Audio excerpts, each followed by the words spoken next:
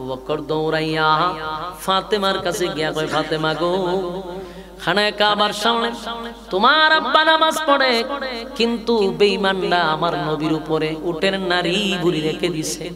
ও ফাতেমা, আমি বাধা দিতে গেছি, আমারে মারধর করে, কিন্তু আমার কষ্ট হলো, আমারে মারধর করেও যদি নবীর কাছে যেতে দিত, কিন্তু আমারে যেতে দেয় না। ফাতেমা তুমি দৌড়াইয়া যাও। ফাতেমা তখন ছোট। ফাতেমা দৌড়াইয়া গিয়া দেখে খানে কাবার সামনে পয়গম্বর নামাজ পড়ে গো, কিন্তু আল্লাহর নবী সিজদারত অবস্থায় ছিল। ফাতেমা ছোট মানুষ, দৌড়াইয়া বেঈমানদের সামনে গিয়া দাঁড়ায়া বলে, এই মক্কার মানুষেরা শুন, আমার বাবা কি জীবনে কোনোদিন কাউকে কষ্ট দিছে? আমার বাবা কারো দিকে চোখ রাঙায়া তাকায় না। আমার বাবা কারো সম্পত্তি মধ্যে হাত দেয় নাই, কারো হক নষ্ট করে নাই, কারো উপর জুলুম করে নাই। কেন রে আমার বাবারে তোমরা এমন শাস্তি দাও? ছোট মানুষ ছোট হাত দিয়া বাবার পিঠের উপরে নারী বুড়ি ঠেলে ফালায়া দেয়। আল্লাহর নবী সিজদা থেকে মাথা তুইলা দাঁড়ায়, পয়গম্বরের চেহারা মুবারক লাল হয়ে গেল। অনেকক্ষণ ধরে সিজদায় ছিল, উঠতে পারে না। পয়গম্বর নামাজ শেষ করে সালাম ফিরাইয়া দুইটা হাত উত্তোলন করে সেদিন খানায় কাবার সামনে নবী বলেন, মালিক, আমি ইসলামের জন্য, দ্বীনের জন্য কত মার খাইলাম, কত রক্ত আমি জড়াইলাম, কিন্তু আমি তোমার কাছে অভিশাপ দেই নাই।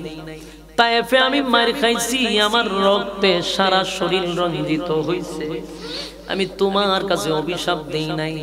এমন কি গজবের ফেরেশতা পর্যন্ত আসছে। আমি বলছি না, তায়েফবাসীকে মারার প্রয়োজন নেই, আল্লাহ তায়েফকে তুমি হেদায়েত দাও। আমারে কত রক্তাক্ত করছে, আমি কোনোদিন অভিশাপ দেই নাই গো মালিক, কিন্তু আজকে আমার কষ্ট লাগছে, কারণ আমি তোমার কুদরতি পায়ে সিজদায় ছিলাম। আমি নামাজ পড়তে এত মজা পাইছিলাম, কিন্তু আমার পিঠের উপরে উটের নারী বুড়িটা কেমনে রেখে দিল? আমার আবু বকররে মারধর করলো। আল্লাহ এরপরে আরো বিরক্ত লাগলো। আপনার গোলামিতে আমি যখন ছিলাম তখন তারা টিটকারি মস্কারি করতে লাগলো, হাসাহাসি করতে লাগলো। এই বিষয়টা আমার বড় কষ্ট লাগছে। আল্লাহ, আমি তো আপনার গোলামিতে ছিলাম। আল্লাহ, এখানে যতগুলা দাঁড়ায় আছে একটা আপনি ছেড়ে দিবেন না, সবগুলারে আপনি সাইজ করবেন। আমার যুবক ভাইরা, আমার নবীর দোয়া আমার মালিক ফিরায়া দেয় না রে। আমার মালিক নবীর দোয়া ফিরায়া দেয় না, নবীর অভিশাপ ফিরায়া দেয় না। যেই মাত্র বলছে আল্লাহর সাথে সাথে কবুল করে ফেলছে। যতগুলা দাঁড়ায়া টিটকারি মারছিল সবগুলারে আমার আল্লাহ সাইজ করছে বদরের যুদ্ধে। কোথায়? বদরের যুদ্ধে। যতগুলা ছিল একটারও আল্লাহ ছেড়ে দেয় নাই, সবগুলারে বদরের যুদ্ধে ইচ্ছা মতো সাইজ করছে। আমার নবী বলেন, উমর, নামাজ পড়তে দেয় না, তারা আমাদের উপরে নির্যাতন করে। হযরত উমর বলে, হুজুর, আমাকে একটু বক্তব্য দেওয়ার সুযোগ দেন। নবী হযরত উমরকে বক্তব্য দেওয়ার সুযোগ দিল। বিল্লাহি মিনাশ শাইতানির রাজীম। বিসমিল্লাহির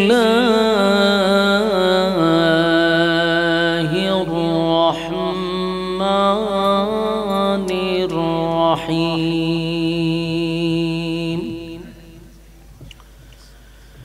فلا وربك لا يؤمنون حتى يحكموك فيما شجر بينهم ثم لا يجدوا في أنفسهم حرجا مما قضيت ويسلموا تسليما सदक़ल्लाहुल अज़ीम। मदीना मदीना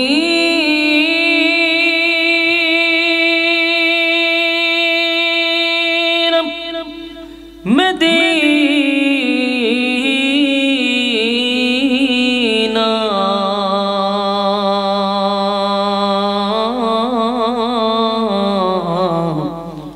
मदीना मदीना मोमिनों की गुनगुना है दीदार मदीना, अशकों की तमन्ना है। जिक्रे बतिल खो हटा दे, दिल से रबे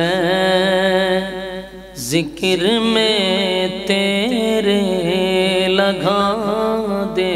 रोज शाबिला इलाहा इल्लल्लाह हस्बी रब्बी जल्लल्लाह मा फी क़ल्बी गैरुल्लाह हस्बी रब्बी जल्लल्लाह मा फी क़ल्बी गैरुल्लाह।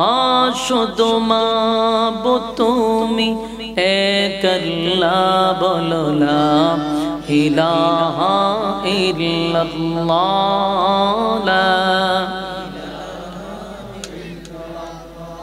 খলিফাতুল মুসলিমিন হযরত ওমর অসংখ্য সাহাবীদের মধ্যে ওনার অবস্থান ছিল 2 নম্বরে। আল্লাহর নবী একদিন বলেন, আকাশের যত তারকা তোমরা দেখো গো, গণনা করে শেষ করা যাবে না। কোন নবী রাসূল জানে না আকাশে কত তারকা আছে আমার আল্লাহ ছাড়া। কিন্তু আল্লাহর নবী বলেন, আকাশে যত তারকা আছে এর থেকে বেশি উমরের নেকি আছে। জোরে কোন সুবহানাল্লাহ। এই হলো উমর, উমরে ফারুক। তার অর্থ হলো উমর সত্য মিথ্যা পার্থক্যকারী। উমরের রাটারে যা ধরা পড়ে সবার রাটারে তা ধরা পড়ে না। উমর এমন একজন সাহাবী ছিল যার কাছে শয়তান যদি উমরে দেখছে তাহলে অন্য রাস্তায় চলে গেছে। সুবহানাল্লাহ। কারণ নিয়ম হলো প্রত্যেকটা মানুষের সঙ্গে শয়তান ইবলিস লাগানো থাকে। সাহাবীদের সাথে ইবলিস লাগানো ছিল, কিন্তু উমর একজন সাহাবী মাত্র ব্যতিক্রম, যার কাছে দাঁড়েও শয়তান আসতো না। উমর যেই রাস্তা দিয়ে যাইতো শয়তান ভুলেও যাইতো না, তার মানে ইবলিসেও উমরে ভয় পাইত। উমরের অবদান ইসলামে অনেক। আরেকটা কথা শুনেন, আল্লাহর নবী চিন্তায় পড়ে গেছে যখন উমরের নামে হত্যা মামলা হয়ে গেল। কেন চিন্তায় পড়ছে? যে নিজের দলরে ফাঁসি দিব এই জন্য না, নিজের দলের লোক ফাঁসি দিব এই জন্য চিন্তিত না। আল্লাহর নবী চিন্তিত এই কারণে যে উমর তো নিজে নিজে কালেমা পড়ে নাই, আমি উমরকে আল্লাহর কাছ থেকে ছায়া আনছি। উমরের জন্য আল্লাহর হাবিব মালিকের কাছে দোয়া করছে, মালিক আমি উমরকে চাই, আপনি আমারে দিয়া দেন। আল্লাহ নবীর দোয়া কবুল করে উমরকে ইসলামের জন্য কবুল করছে। সেই উমর ইসলাম ধর্ম গ্রহণ করার পর এখন হত্যা মামলা। এখন নিয়ম হলো হত্যার বদলা হত্যা, কিন্তু উমর তো এমনটা করার কথা না। গোটা মদিনায় লড়া পড়ে গেল। কোন সাহাবীরা বলে না উমর এমনটা করতে পারে না, একটা নির্দোষ মানুষকে উমর তো হত্যা করার কথা না। কিন্তু প্রশাসনের মাধ্যমে তদন্ত নিয়ে দেখছে ওই লোকটার কোনো অপরাধ ছিল না। এখন কি করা যায়? আল্লাহর পয়গম্বর বিচার করবে। উমরের বিরুদ্ধে যখন মামলা হয়ে গেল, মদিনার মানুষের মধ্যে কানাঘুষা শুরু হয়ে গেল। সবাই খালি বলে কেমনে রে, উমরের বিরুদ্ধে হত্যা মামলা হইল, তার মানে উমরকে হত্যা করা হবে। কিন্তু উমর যেই সেই কোনো সাহাবী না। উমরের কথা যদি আপনারা শুনেন, উমর এমন একজন ব্যক্তি যিনি ইসলাম ধর্ম গ্রহণ করার পরে তাকায়া দেখে মক্কার অনেক সাহাবীরা লুকিয়ে লুকিয়ে নামাজ পড়ে। হযরত উমর আল্লাহর নবীরে জিজ্ঞাসা করল, ওগো আল্লাহর পয়গম্বর, আমি একত্ববাদী খোদার উপরে ঈমান আনছি, আপনি নবীর উপরে ঈমান আনলাম, আমি আপনার কোরআনের উপর ঈমান আনলাম, আমি আসমানি কিতাবের উপর ঈমান আনলাম, আমি ফেরেশতাগণের উপরে ঈমান আনলাম, আমি পরকালের উপর ঈমান আনলাম, আমি তাকদীরের উপর ঈমান আনলাম, সব কিছু জেনে শুনে আমি ইসলামের ভিতরে প্রবেশ করছি।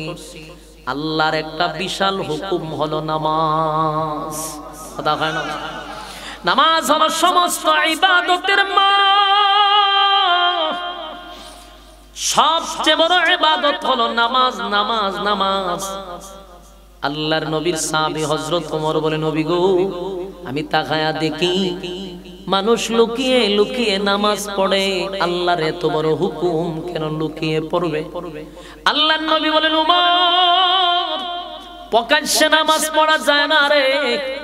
মক্কায় যদি প্রকাশ্যে নামাজ পড়তে যাই, আমার সাহাবীদেরকে বেঈমানরা মারধর করে, নামাজের মধ্যে হত্যা করে, নামাজের মধ্যে তাদেরকে কতল করে। এই জন্য লুকিয়ে লুকিয়ে আমরা নামাজ পড়ি। হযরত ওমর বলে, এমনটা তো হওয়া যায় না, এমনটা তো হতে পারে না। আমি ওমর ইসলাম ধর্ম গ্রহণ করছি, আর মক্কাতে কেউ নামাজ পড়তে পারবে না প্রকাশ্যে, এটা তো হয় না। সুবহানাল্লাহ।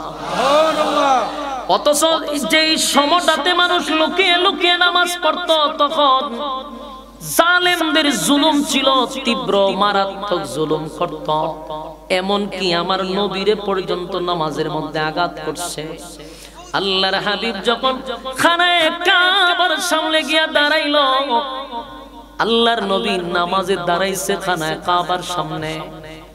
এই আবু জাহেলের চেলাপেলা, উতবা, উতাইবা, মুগীরা, এই সমস্ত নষ্ট গলি নবীর চতুর্দিকে গুল হইয়া দাঁড়াইছে। নবী নামাজ পড়ে, তারা টিটকারি মস্কারি মারতেছে, হাসি তামসা করতেছে। এর মধ্যে উতবা ডাক দিয়া কয়, কে পারবি রে মুহাম্মদের উপরে উটের নারী বুড়ি গুলা রেখে দিতে? নাউজুবিল্লাহ। এর মধ্যে একজন বলল, আমি পারবো। নাপাক উটের নারী বুড়ি আমার নবী সিজদায় গেলে তারা নবীর পিঠের উপরে রেখে দেয়। আল্লাহর নবী সিজদা থেকে মাথা মুবারক তুলতে পারে না।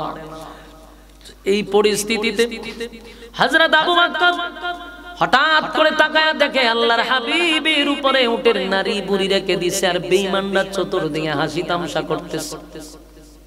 হযরত আবু বকর দৌড়াইয়া নবীর সামনে আইসা যখন বাধা দিতে গেল, ওই বেঈমানরা আবু বকরকে মারধর করতে লাগলো। হযরত ওমর তরবারিটা হাতে লইয়া মক্কার অলিতে গলিতে তরবারিটা এইভাবে লড়াইতেছে। লড়াইয়া বলে, মক্কার মানুষেরা শুন, কে আসত আয়, তোদের স্ত্রী বিধবা করতে হলে আমি উমরের তরবারির কাছে আয়। কার সন্তান এতিম করতে চাস, আমার তরবারির কাছে আয়। আবু জাহেল আসিল গড়ের ভিতরে, কয় কে রে এত বড় বড় কথা কয়? ঘর থেকে বাহির হইয়া দেখে হযরত ওমরের হাতে তরবারি। আবু জাহেল আবার একটা দৌড় মাইরা ঘরের ভিতরে দরজা লাগাইছে। উমর রে ভয় পাইতো সবাই, আবু জাহেল ওমরকে ভয় পাইতো। তাই হযরত ওমরের এই বক্তব্য শোনার পর থেকে আর কেউ লুকিয়ে লুকিয়ে নামাজ পড়ে না, সবাই প্রকাশ্যে নামাজ পড়া শুরু করলো। এর নাম হলো উমর। আমার যুবক ভাইরা, আরো উমরকে চিনেন, উমরকে চিনেন, উমরকে চিনেন। উমর সাধারণ কোন সাহাবী না, উমর কোন সাধারণ সাহাবী না। উমরের মেজাজ অনুযায়ী আল্লাহ আয়াত নাজিল করত। যেই উমরকে আল্লাহর নবী বলছেন, আমি তো শেষ নবী, আমার পরে কোন নবী রাসূল আসবে না, নবুয়তের দরজায় তালা মারা হয়ে গেছে। যদি আমার পরে কোন নবী আল্লাহ পাঠাইতো, তাহলে উমর রে নবী বানায়া পাঠাইতো। এত সাধারণ উমর নয়, যেই উমরের ইশারায় অর্ধ পৃথিবী পরিচালিত হইতো, জুরে কোন সুবহানাল্লাহ। উমর এক সময় দেশ শাসন করছে, যার আঙ্গুলের ইশারায় গোটা অর্ধ পৃথিবী পরিচালিত হইছে, সুবহানাল্লাহ। কিতাবে লেখছে প্রায় 50টা রাষ্ট্রের প্রেসিডেন্ট ছিল হযরত উমর, সুবহানাল্লাহ। এখন তো একটা রাষ্ট্র আমেরিকা, এটার প্রেসিডেন্ট হইলে সারা দেশ কাঁপে, সারা বিশ্ব কাঁপে, ঠিক নেই? আর হযরত উমর ছিল গোটা পৃথিবীর অর্ধ পৃথিবীর রাজা, যার আঙ্গুলের হেলনে 50টা রাষ্ট্র পরিচালিত হইতো, সুবহানাল্লাহ। কি বলেন? এমন শাসক যদি এখন থাকতো, এই দেশের মানুষ সোনায় রূপান্তর হয়ে যেত, ঠিক না?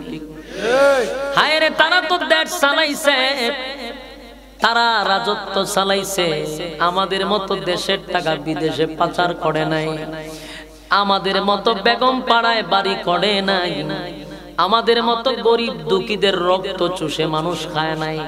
হযরত ওমর এমন একজন বাদশা ছিল, একদিন উনি একদিন নয়, প্রতিদিন রাতের বেলায় বাহির হইত জনগণকে কোন অবস্থায় আছে দেখার জন্য। আমাদের দেশের রাজা বাদশারা কি বাহির হয় দেখার জন্য? হযরত ওমরের দায়িত্ব ছিল প্রতিদিন সন্ধ্যা বেলা বাহির হয়ে যেত, বাদশাহী পোশাক ফালাইয়া সাধারণ মানুষের মতো উনি রাস্তায় বাহির হইত। এ যুবক ভাইরা, দিলের কান লাগায়া শুনেন, কেউ যদি নেতা তাকে নিগান বালা কইরা শুনেন, উমরের মতো যদি গ্রাম চালান, থানা চালান, জেলা চালান, বিভাগ চালান, রাষ্ট্র চালান, সম্মানের কমতি হবে না। উমর কিভাবে রাষ্ট্র চালাইতো জানেন? গভীর রাত্রে বাইরে যেত, সাধারণ ড্রেস পরে, পাবলিকের মতো বাইরিয়া প্রত্যেক মহল্লায় মহল্লায় হাঁটতো, দেখতো কে কোন অবস্থায় আছে। এইরকম দৃশ্য আমরা জীবনে দেখছি। আমরা যদি কেউ চেয়ারম্যান হইতে পারে, বাপ রে বাপ, সাইমসার যন্ত্রণার কাছে যাওয়া যায় না। একটা চেয়ারম্যান ইউনিয়নে, তার কাছে যাইতে গেলে সাইমসা 10টা, হে বাইরে বাইরে গুন্ডা ফান্ডা লইয়া করে ভাবে যায় আটে, তো মানুষের সেবা করবো কোন সময়? আর হযরত ওমর অর্ধ পৃথিবী 50টা রাষ্ট্রের প্রেসিডেন্ট, সাধারণ ড্রেস পরে রাত্রে বেলা বাইরে যেত, ঘুমাইতো না, একা বাড়িতো, আবার কোনো সিকিউরিটি নাই, এমনি একলা বাড়িতো, বাইরিয়া দেখতো কে কোন অসুবিধা আছে। খলিফাতুল মুসলিমিন হযরত ওমর প্রতিদিন রাতে মানুষের দ্বারে দ্বারে যাইতো, মহল্লায় মহল্লায় গিয়া দেখতো তার জনগণ কোন কোন অবস্থায় আছে। একদিন রাত্রে গিয়া দেখে একটা জায়গায় তাবু টাঙানো, সেখানে একটা বাতি জ্বলে। ওমর আস্তে আস্তে কাছে গিয়া দেখে একটা মহিলা পাতিলার মধ্যে পানি দিয়া নিচে দিয়ে আগুন ধরে, এটা খালি ঘুরতেই আছে। উমর অনেকক্ষণ অপেক্ষা করছে, চিন্তা করলো রে কি রান্না করে, যেটা রান্না শেষ হয় না ঘটনা। হযরত ওমর ধৈর্য হারাইয়া গেছে মহিলার কাছে, গিয়া কয় আপনি কি করেন? আমি কিছু করি না। তুই আগুন ধরাইলেন ফাতিলার মধ্যে, খালি ফাতিলার মধ্যে লাড়াচাড়া করতেছে।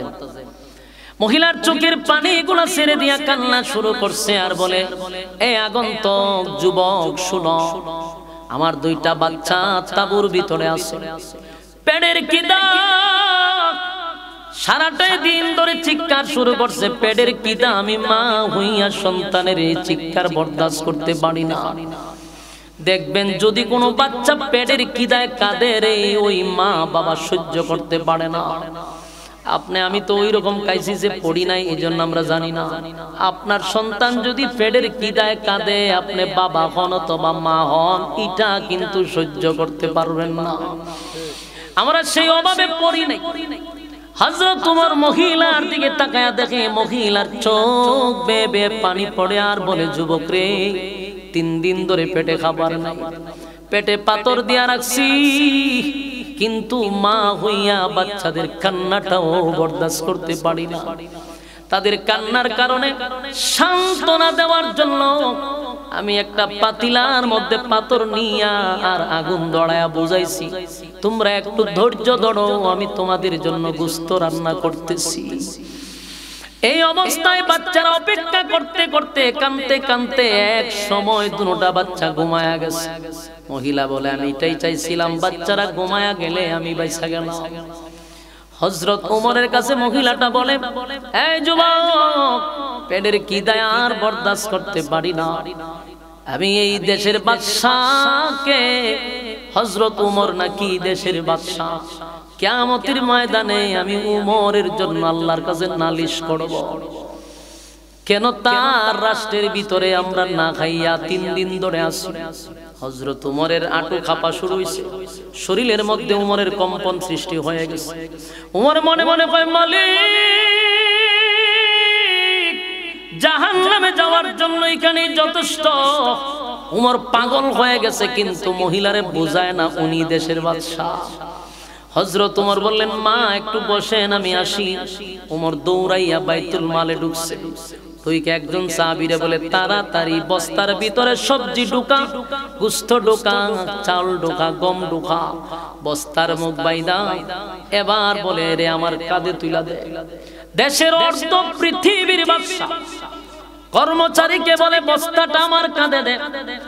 ওই কর্মচারী বলে, হুজুর, অর্ধেক পৃথিবীর বাদশা আপনি, অর্ধেক পৃথিবীর বাদশা কেমনে গো? আমি একটা কর্মচারী পাশে থাকার পরে আপনি বাদশার কাঁধে আমি বস্তাটা তুলে দিব, আমি তো আছি, আমার কাঁধে তুলে দেন। হযরত উমর বলে, তুই আমার কবরে যাবি না, আমার শাস্তি তুই ভোগ করবি না, আমার কাজ আমারে করতে দে। হযরত উমর বস্তাটা বেঁধে কাঁধের মধ্যে লইয়া জঙ্গলে দৌড়াইয়া চলে গেল মহিলার কাছে। গিয়া উমর নিজের হাতে রুটি বানাইয়া গোশত পাক করে বাচ্চাগুলারে ঘুম থেকে উঠাইয়া পেট ভরে উমর খাওয়াইয়া মহিলারে বস্তাটা দিয়া বলে, মাগো, আপনাকে আমি দিয়ে গেলাম, বাকিটা আপনাকে আমি পরের দিন দিব। ওই মহিলা তখন জোরে জোরে বলতে লাগলো, হায় রে, কে উমর রে দেশের বাদশা বানাইল? তোমার মতো যুবক যদি দেশ চালাইতা তাহলে তো এই দেশের মানুষ না খেয়ে মরত না। হযরত উমর বলে, মাগো, আগামী কালকে আপনি যাইবেন বাদশার দরবারে, সেখানে গেলে আমারে পাবেন, আমি দেখি আপনার জন্য আরো কিছু করতে পারি কিনা। পরের দিন সকালে মহিলা 2 বাচ্চা লইয়া যখন রাজ দরবারে গেছে, গিয়া দেখে যেখানে বাদশা বসার কথা সেখানে ওই যুবক বসে রয়েছে। মহিলা বুঝতে পারছে এই যুবক তো এই চেয়ারে এমনে বসার কথা না, ইনি তো হলেন দেশের বাদশা খলিফাতুল মুসলিমিন হযরত ওমর। গত রাত্রে তো সেই যুবক আমারে খাবার খাওয়ায়া দিছে। মহিলা চিৎকার দিয়া বলে, ওগো আল্লাহর নবীর সাহাবী খলিফা হযরত ওমর, আমি অন্যায় করছি, অপরাধ করছি, চিনতে পারি নাই, আপনি যে দেশের বাদশা ওমর আমি জানতাম না।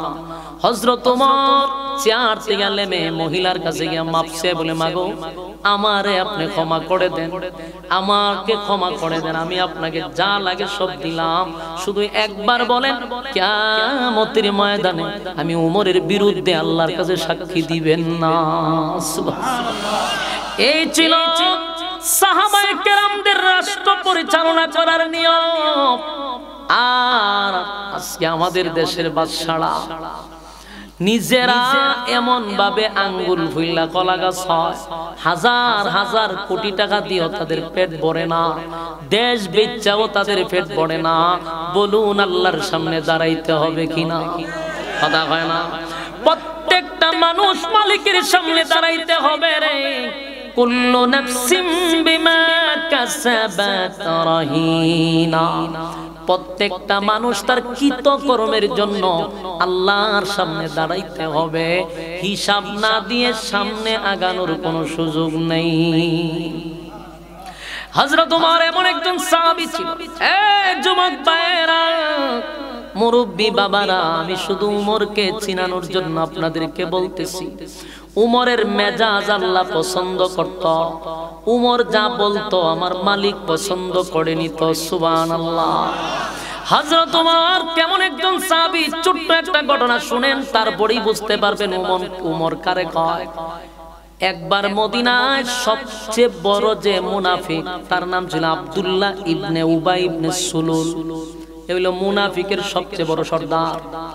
এই লোকটা মারা যাওয়ার পরে তার ছেলে নবীর কাছে আইসা বলে, হুজুর, আমার আব্বা মারা গেছে, আল্লাহর নবী বলেন তোমার বাবা মারা গেছে, আমার করণীয় কি? বলে হুজুর আমার দিলটা সাক্ষী দেয় আপনি নবী যদি আমার আব্বার জানাজা পড়ান আমার বাবারে আল্লাহ মাফ করে দিব।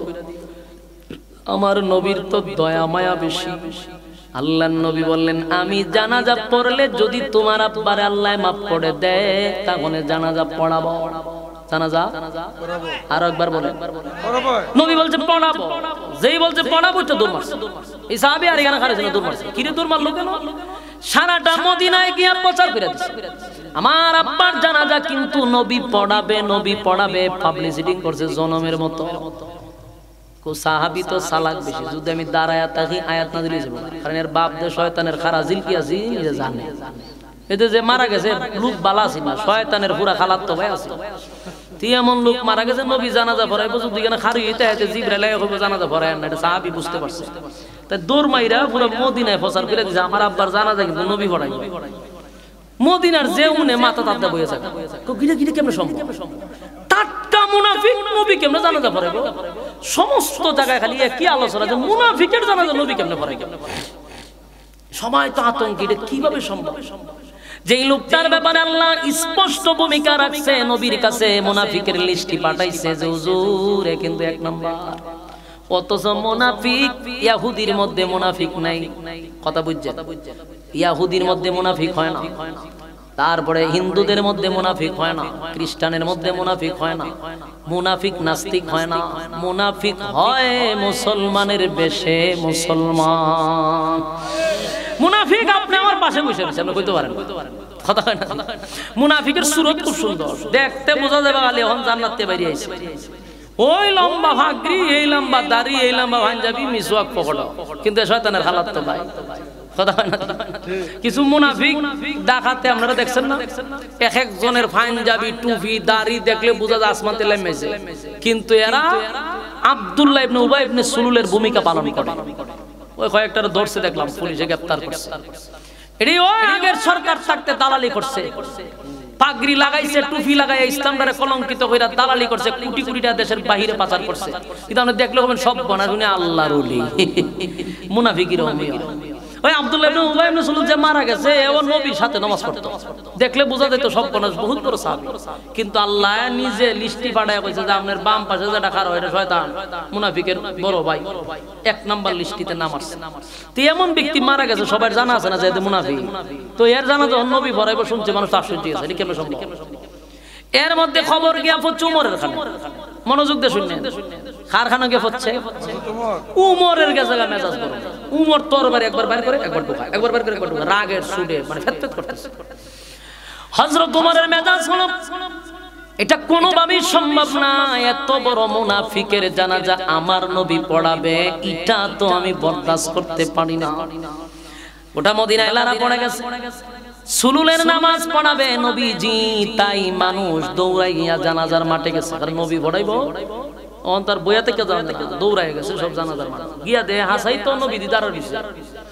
আবার এই খবর গেছে মুনাফিকদের কানেও, কারণ যে মারা গেছে ছাত্র আছে 1000, ছাত্র 1000 আছে, এই মুনাফিক আরো আছে 1000।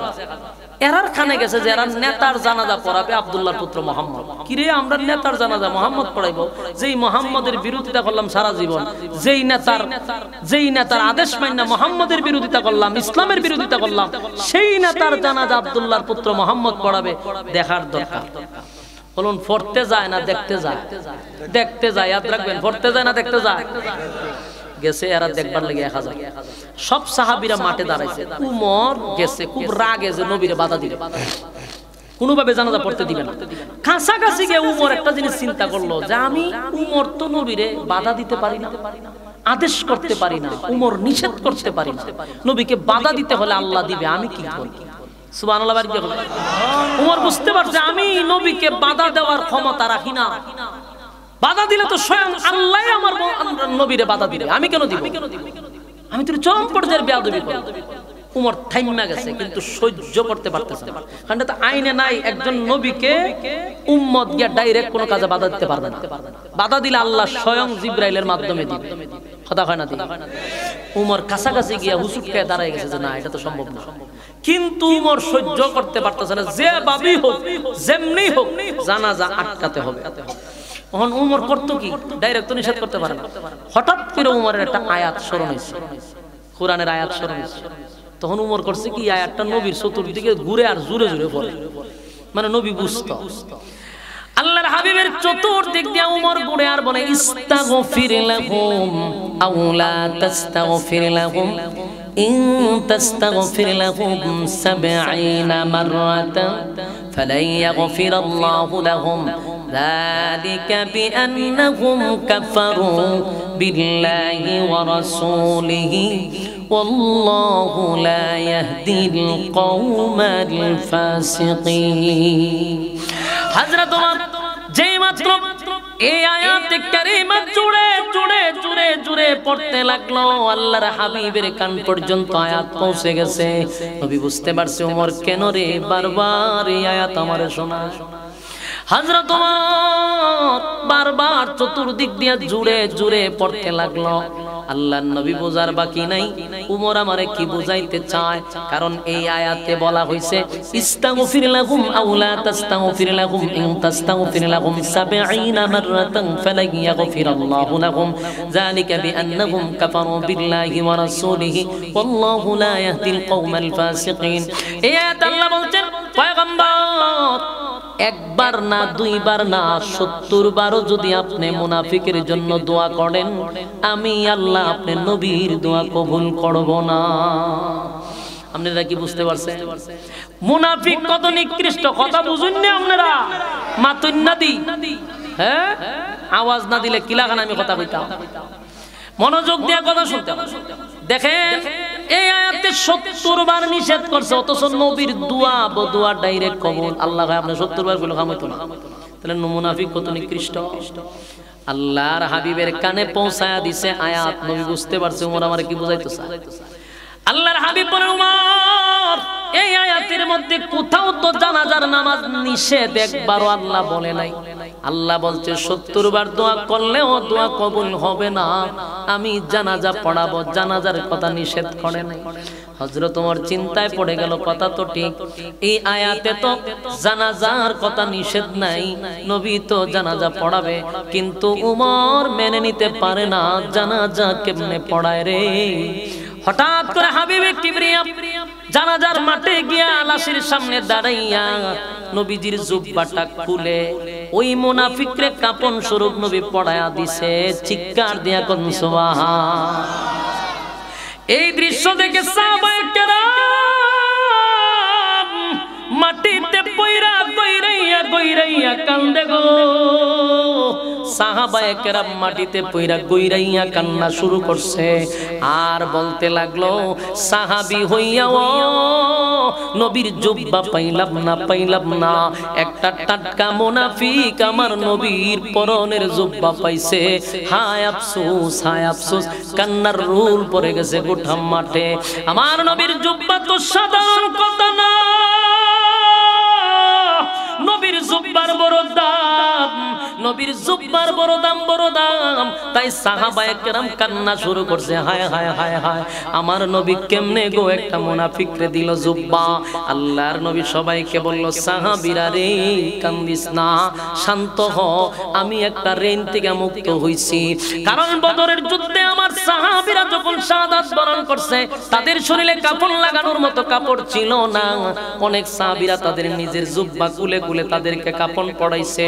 এদের মধ্যে আমার চাচা ছিল একজন, উনি লম্বা মোটা স্বাস্থ্যবান, যার তার কাপড় লাগে না। এই আব্দুল্লাহ ইবনে উবাই ইবনে সুলুল যিনি মারা গেছে, তার শরীর ছিল লম্বা মোটা স্বাস্থ্যবান, তাই তার নিজের জুব্বাটা খুলে সেদিন আমার চাচারে কাপড় স্বরূপ পরায়া দিছিল। আমি নবী তার কাছে ঋণী ছিলাম, তার কাছে ঋণী ছিলাম। আজকে নবী আমি ঋণ থেকে মুক্ত হয়ে গেলাম। এই দৃশ্য দেখে 1000 মুনাফিক, ওই যে 1000 মুনাফিক আসছিল জানাজা পড়ার জন্য, কথা হয় না ইয়াদ রাখেন না কেন? জানাজা পড়ার জন্য আসে নাই, তারা ছিল দেখার জন্য। এই দৃশ্য দেখে তারাও পাগল পাগল হয়ে গেল। হায় হায়, যেই নেতা কথা শুই না মুহাম্মদের বিরোধিতা করলাম, যেই নেতার কথা শুই না ইসলামের বিরোধিতা করলাম, আজকে সেই নেতার শরীরে আমার এই নেতার শরীরে মুহাম্মদের পোশাক পরিধান করায়া দিল।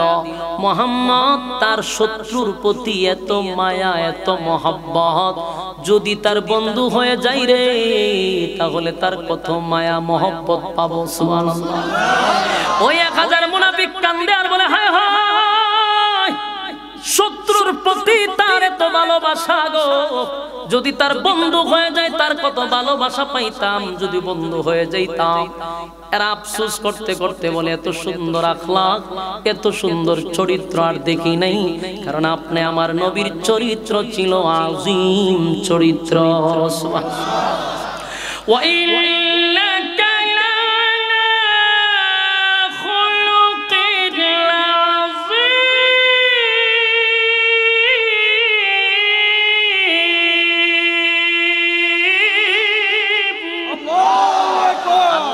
আযীম চরিত্র দিয়া আমার বন্ধুরে দুনিয়ার জমিনে পাঠাইলাম। সেই নবীর চরিত্র দেখা 1000 মুনাফিক পাগল পাগল পাগল হইয়া এক কাতারে আইসা বলে না রে আর বিরোধিতা করব না। যেই নেতার কথা শুনা বিরোধিতা করলাম সেই নেতারে কাপন পড়ায়া দিছে, সেই নেতার জানাজা পড়াবে না, আমরা আর বিরোধিতা করব না। 1000 মুনাফিক নবীর কাছে গিয়া বলে আল্লাহর পয়গম্বর চিনতে পারি নাই আপনাকে, বুঝতে পারি নাই, আজকে আপনার আখলাক আর চরিত্র দিকে পাগল হয়ে গেলাম। আপনি যেই লোকের জানাজা পড়াবেন সে আমাদের নেতা, আমরা 1000 ছাত্র তার নেতৃত্বে আপনার বিরোধিতা করলাম, তার নেতৃত্বে আপনার ইসলামের ক্ষতি করলাম। আজকে আমরা ওয়াদা দিলাম আমাদেরকে আপনার বন্ধু বানায়া দেন, পড়ায়া দেন লা ইলাহা ইল্লাল্লাহু মুহাম্মাদুর রাসূলুল্লাহ সাল্লাল্লাহু আলাইহি ওয়াসাল্লাম। আমার যুবক ভাইরা দিলের কান লাগায় শুনে, জানাজা নবী পড়ায়া দিল, অলরেডি জানাজা কমপ্লিট হয়ে গেল। সাহাবীরা খুশি, কারণ একজন মরছে 1000 কালেমা পড়ছে, তাই তো সবাই খুশি। কিন্তু একজনের মুখে হাসি নাই, তিনি হলেন হযরত ওমর। উমরের একটাই প্রশ্ন, কেন নবী মুনাফিকের জানাজা পড়াবে? আমি উমর বরদাস্ত করতে পারি না, কেন জানাজা পড়াইল? উমর ব্যথায় ব্যথিত হইয়া বসা। সবাই যখন চলে গেল, এবার লাশ লইয়া কবরে যায়। হঠাৎ করে উমর তাকায়া দেখে পয়গম্বর লাশের পিছনে পিছনে হেঁটে হেঁটে কবরে যায়। ঘটনা কি? নবী কেন এখন কবরের সামনে যাবে? আল্লাহ না নিষেধ করছে দোয়া করার কথা? তাহলে প্রশ্ন হলো, ওই আয়াত তো এখনো আছে, যেই আয়াতের কথা আল্লাহ বলছে ইস্তাগফির লাহুম আও লা তাস্তাগফির লাহুম ইন তাস্তাগফির লাহুম 70 মাররাতান ফালান ইয়াগফিরাল্লাহু লাহুম যালিকা বিআন্নাহুম কাফারু বিল্লাহি ওয়া রাসূলিহি ওয়াল্লাহু লা ইয়াহদিল কওমাল ফাসিকিন। হযরত ওমরের কথা বলো, নবী না বলছে জানাজার নামাজের কথা কোরআনে নাই, কিন্তু দুয়ার কথা তো আল্লাহ বলছে গো, দোয়া তো করা যাবে না। জানাজা পড়াইয়া নবী কবরে যায়, বুঝতে হবে নবী সেখানে গিয়া দোয়া করবে, আর দোয়ার বিরুদ্ধে আল্লাহ কোরআনের আয়াত নাজিল করছে। এবার ওমর আর টিকতে পারল না, দাঁড়াইয়া আসমানের দিকে তাকায়া বলে, মালিক আমি ওমর বরদাস্ত করতে পারি না, বরদাস্ত করতে পারি না। আল্লাহ আপনার বন্ধু কেমনে গো বেঈমানের জানাজা পড়াইয়া আবার দোয়ার জন্য প্রস্তুতি নিল? আল্লাহ আপনার আয়াত নাজিল করছেন, আমি উমর বরদাস্ত করতে পারি না। উমর বলতেছে আল্লাহ চিরতরে দোয়া বন্ধ করে দেন। উমর বলে আল্লাহ চিরতরে জানাজা বন্ধ করে দেন, এই মুনাফিকের জানাজা যেন আর কোনো মুনাফিকের জানাজা যেন না হয়, আল্লাহ বেঈমানের জন্য দোয়া যেন না হয়। বারবার উমর আসমানের দিকে তাকায় আছে। আল্লাহর নবী কাফন দাফন শেষ, নবীজি দুইটা হাত উত্তোলন করবে, এমনি নবীর সামনে জিবরাইল হাজির। জিবরাইল আইসা বলে, হাবিব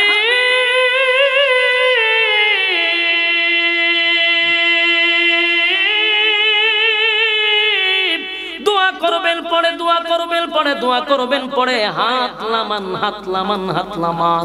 আগে শুনেন আমার আল্লাহর সিদ্ধান্তটা শুনেন। আল্লাহ কি বলে? হযরত ওমর তখন ওখানে দাঁড়ায় আছে। ওমর তো দেখে না জিবরাইল দিয়ে আসছে। আল্লাহর নবীর সামনে জিবরাইল, নবীজি হাত লামায়া দিল। হাত লামানোর পরে জিবরাইল বলে, হুজুর হাত লামান পরে দোয়া করবেন, আগে শুনুন আপনার ওমরের সিদ্ধান্তটা আমার মালিকের কাছে বড় পছন্দ।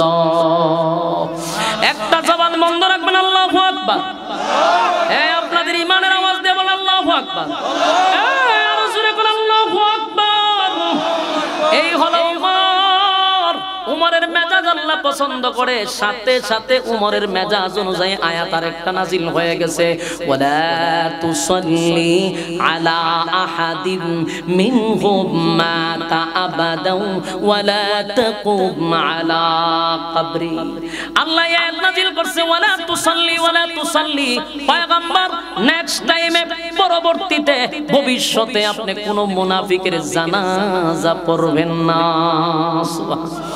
বলুন এই সিদ্ধান্ত কার ছিল? হ্যাঁ, হযরত ওমরের সিদ্ধান্ত ছিল। কথা বলেন, হযরত ওমর চাইছিল কোন মুনাফিকের জানাজা যেন জমিনে না হয়। আল্লাহ বলেন, ওয়ালা তুসাল্লি, ভবিষ্যতে আর কোনদিন জানাজা মুনাফিকের পড়াবেন না। শুধু জানাজার কথাই না, ওয়ালা তুসাল্লি আলা আহাদিন মিনহুম মাতা আবাদান ওয়ালা তাকুম আলা কবরি। শুধু জানাজা না, মুনাফিকের কবরের সামনে দাঁড়াইয়া আপনি নবী কোনদিন দুআও করবেন না। এখন আসুন সংক্ষেপে বলি, লম্বা সময় হয়ে গেছে, আপনারা অনেকক্ষণ সময় বসে আছেন। শেষ আর কয়েক মিনিট মনোযোগ দিয়ে শুনেন। যুবক ভাইরা, এখানে একটা প্রশ্ন কিন্তু আছে। প্রশ্নটা হলো, আয়াত তো নাজিল হইল ঠিক, জানাজার পরে হইছে। কথা কয় না, এই প্রশ্নটা আমারে করতে হবে, কিন্তু আপনারা তো মনোযোগ নাই। এখানে কিন্তু আয়াতটা নাজিল হইছে, ওয়ালা তুসাল্লি আলা আহাদিন মিনহুম মাতা আবাদান ওয়ালা তাকুম আলা কবরি। এই আয়াত তো নাজিল হইছে ঠিক, বলুন জানাজার আগে না পরে? জানাজার পরে কেন নাজিল হইল? আগে কেন হইল না? আগে হইল তো মুনাফিকের জানাজাটা বন্ধ হয়ে যেত। মুনাফিকের জানাজাও কমপ্লিট, আয়াত নাজিল করে চিরস্থায়ী জানাজা বন্ধ করে দিল। মুফাসসিরিনে কেরাম এর ব্যাখ্যা করেন, এর উদ্দেশ্য হলো আমার নবী যে সর্বপ্রথম বলছিল আমি জানাজা পড়াবো। ওই যে ছেলে গেছিল, আমি জানাজা পড়াবো, আর ছেলে কি করছে? সারা মদিনায় প্রচার করে দিছে। জনগণ সবাই জানে নবী জানাজা পড়াবে। আমার নবীও বলছে জানাজা পড়াবো। তাই আমার আল্লাহ নবীর জবানের হেফাজত করার জন্য, নবীর কথার ওজন রাখার জন্য, নবী যেন মানুষের কাছে সম্মান না কমে যায়, কথার ওজন যেন কমে না যায়, তাই নবীর কথা অনুযায়ী জানাজা পড়ায়া দিছে। জানাজার পরে আয়াত নাজিল করে নেক্সট টাইমে সব মুনাফিকের জানাজা বন্ধ। কথা বুঝতেছে? এটা শুধু ছিল আমার নবীর ইজ্জত রক্ষার জন্য আল্লাহ আয়াত না নাজিল করে পরে আয়াত করছে। কথা বুঝতেছে? এবার আসুন, তাহলে এখন আপনারাই বলুন, ওমর কি সাধারণ কোনো ব্যক্তি? কথা হয় না। এতক্ষণের আলোচনায় কি বুঝলেন? ওমর যা চায় আল্লাহ তা পাঠায়। কথা হয় না। ওমরের মেজাজ আল্লাহ পছন্দ করে। এই ওমর তো সাধারণ ওমর নয় গো, সেই ওমরের বিরুদ্ধে কিসের মামলা? আরো জুড়ে হত্যা মামলা হয়ে গেছে উমরের বিরুদ্ধে। এতক্ষণ আমি উমরে চিনাইলাম, উমর সাধারণ সাহাবী না। উমরের বিরুদ্ধে হত্যা মামলা শুরু হয়ে গেল, গোটা মদিনায় লাড়া পড়ে গেছে। উমর একটা নির্দোষ মানুষকে হত্যা করছে, নির্দোষ মানুষকে হত্যা করছে। এবার মামলা যখন হয়ে গেল, নবীজি হযরত উমরকে গ্রেফতার করলো, এবার কোর্টে উঠাইলো। নবীজি হলো বিচারক, উমর হইল আসামি। উমর আসামির কাঠগড়ায় দাঁড়ায় আছে, আমার নবী বিচারকের আসনে বসা। নবী রায় দিলেই হযরত ওমরের মৃত্যুদণ্ড হয়ে যাবে। যেদিন নবীরে আল্লাহর পয়গম্বর আসনে বৈশা রায় দিবে, হযরত ওমর আসামির কাঠগড়ায় দাঁড়ায় আছে। নবী যেই মাত্র রায় দিবে, ঠিক এই মুহূর্তে জিবরাইল নবীর সামনে হাজির। আমার যুবক ভাইরা, হযরত ওমর কিন্তু আসামির কাঠগড়ায় দাঁড়ায় আছে, পয়গম্বর কিন্তু বিচারকের জায়গায় বসা। আজকের শুনানিতে রায় হবে হযরত ওমরের মৃত্যুদণ্ড। ঠিক এমন সময় জিবরাইল এসে, হুজুর রায় দিবেন পড়ে। আর জোরে করে আল্লাহু আকবার। এই মুহূর্তে জিবরাইল আজকের এই কাঠগড়ায় আজকের এই পার্লামেন্টে আপনি হইলেন বিচারক, উমর হইল আসামি, কিন্তু বিচারের মাঝখানে আরেকজন হলো অ্যাডভোকেট দরকার। একজন উকিল ছাড়া তো মামলা নেওয়া সম্ভব না। ওগো আল্লাহর পয়গম্বর, আল্লাহ জানায়া দিছে আপনি বিচারক, উমর হইলেন অপরাধী, মাঝখানে উকিল হবে স্বয়ং আল্লাহ। একটা জবান বন্ধ রাখবেন, আল্লাহু আকবার। আর জোরে বলেন আল্লাহু আকবার। এই ইমানের আওয়াজ দিয়ে বলেন আল্লাহু আকবার। এই উমর সাধারণ উমর নয়, যার মামলা লড়ার জন্য আল্লাহ নিজেই উকিল হয়ে গেছে। আল্লাহ কয় বন্ধু আমি উকিল, বলুন তো দেখি আল্লাহ নিজেই যদি মামলা লড়ে নবী কি রায় দিতে পারে? আল্লাহ নিজে উকিল হইয়া বলে পয়গম্বর, গোটা মদিনার মানুষ সবাই জানে উমর একটা নির্দোষ মানুষকে হত্যা করছে, তদন্তে উঠে আসছে উমর নির্দোষ মানুষকে হত্যা করছে, কিন্তু আপনার রব আপনারে জানায়া দেব। ওই মুহূর্তে আল্লাহ স্পষ্ট ঘোষণা, নবীর রায়ের আগে আল্লাহ উকিল হইয়া যে আয়াতটা নাজিল করছে, সেই আয়াত হলো সূরা নিসার কয় নাম্বার আয়াত? 65 নম্বর। মাশাআল্লাহ, সূরা নিসার 65 নম্বর আয়াতটা কিন্তু তখনই নাজিল করে আল্লাহ নাজিল করে জানায়া দে বন্ধু আমি উকিল, তাই আয়াত নাজিল করে জানায়া দিলাম। সূরা নিসার 65 নম্বর আয়াত আল্লাহ বলেন, ফালা ওয়া রাব্বিকা লা ইউমিনুনা হাত্তা ইউহাক্কিমুকা ফীমা শাজারা বাইনাহুম সুম্মা লা ইয়াজিদু ফি আনফুসিহিম হারাজাম মিম্মা কাদাইতা ওয়া ইউসাল্লিমু তাসলিমা। আল্লাহ ডাক দিয়া বলেন, ফালা ওয়া রাব্বিকা, ফালা ওয়া রাব্বিকা, আপনার রবের কসম, আপনার রবের কসম। আল্লাহ নিজেই তার কসম করে বলে, ফালা ওয়া রাব্বিকা, আপনার রবের কসম, আপনার রবের কসম। উমর কোন নির্দোষ মানুষকে হত্যা করে নাই, উমর একটা দোষী মানুষকে হত্যা করছে।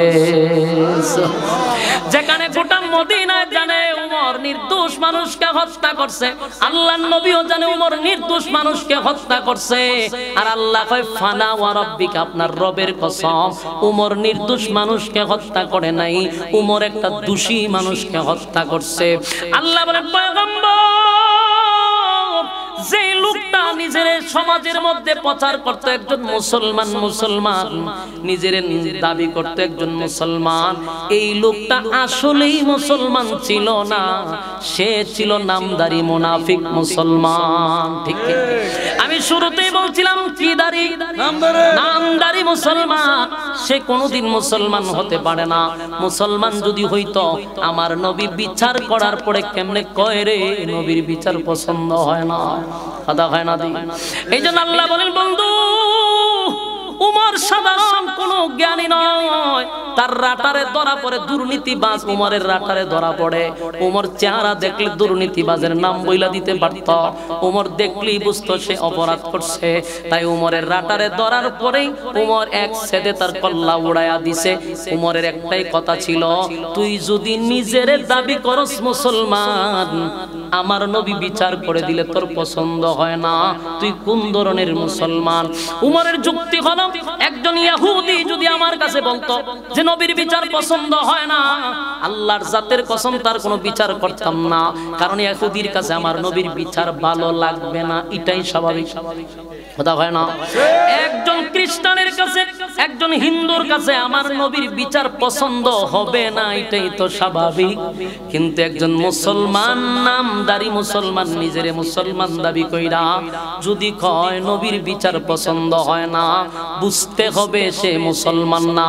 মুসলমানের এই সংগঠনটাকে ধ্বংস করার জন্য, মুসলমানের ঈমান নষ্ট করার জন্য, মুসলমানের ভিতরে খুন্দল সৃষ্টি করার জন্য এই লোকটা ছদ্মবেশে মাঠে কাজ করে। কথা বল, সে হলো মুনাফিক, আর মুনাফিক হলো ভাইরাস। উমর ভাইরাস দূর করে দিয়েছে, কথা হয় না। উমর চিন্তা করছে এই ভাইরাস যদি সমাজে থাকে আরো 10টা নষ্ট করব, তাই উমর ডাইরেক্ট কল্লা ফালাইয়া দিছে। আমার যুবক ভাইরা এবার আসুন বাস্তবতায়। আমাদের সমাজে বহু মানুষ নিজেরে মুসলমান দাবি করে, নিজেরে কয় আমি মুসলমান, আমার বাবা মুসলমান, দাদা মুসলমান, কিন্তু দেখবেন নবীর তরিকায় চলতে তার ভালো লাগে না, নবীর সুন্নত পালন করতে তার ভালো লাগে না, আল্লাহর হুকুম মানতে তার ভালো লাগে না। এইটা যদি হয় তাহলে ওই মুনাফিকের যেই গতি তোমার আমারও সেই গতি। ঠিক কিনা বলেন? এই বলুন, মুনাফিক সবচেয়ে নিকৃষ্ট, তার জানাজা কেউ করতে যাবে কথা কয় না। বাংলাদেশে যারা অতীতে নামে মুসলমান নাম নিয়া সমাজের মধ্যে বলছে আমি একজন মুসলমান, এমন অসংখ্য ব্যক্তি মুসলমানের সাইনবোর্ড ব্যবহার করে মাদ্রাসার বিরোধিতা করছে, মসজিদের বিরোধিতা করছে, কোরআনের বিরোধিতা করছে, আল্লাহর রাসূলের বিরোধিতা করছে, আলেমদের বিদ্বেষ চড়াইছে। এমন লোক যদি বাংলার জমিনে মারা যায়, কুত্তা বিলার মতো ছাপা মাটি দিবেন, জানাজা পড়াবেন না। আর যদি কোনো মৌলবী জানাজা পড়ায়, এই মৌলবীর বিজা নামাজ হবে না।